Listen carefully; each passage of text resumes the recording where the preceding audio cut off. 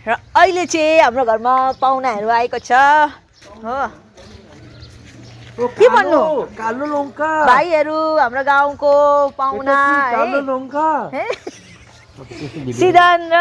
केशव भाइ चाहिँ यहाँ डुल्नु आएको छ है यो के को रुख हो दिदी रुद्राक्ष नि हाम्रो यहाँ एकदम ग्रिनरी हेर्नु पाइन्छ नि यहाँ पनि रुद्राक्ष के हो रुद्राक्ष होइन हैन यहाँ हाम्रो एकदम बक्सपत्ता हो हैन ए नमस्कार ए आज के प्रथम बार देखी ये कालो लौका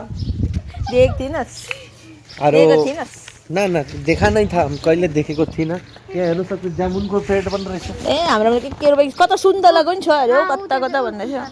सुन तोला छ यदिके यो चाहिँ के हो नि ग्वाली घर हो उता आइया छ त गाई आमामामा गाई हेर्नु आएको है गाई पनि हेर्दैछ साथमा हाम्रो नमन भाइ पनि छ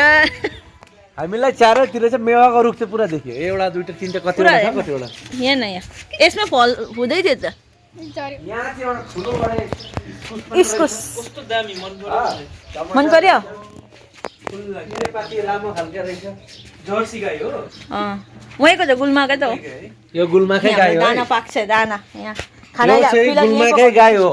यो चाहिँ हाम्रो गुल्माकै खरायो हो यो त ग्राउन्ड फ्लोर रहेछ टप फ्लोरमा पनि छ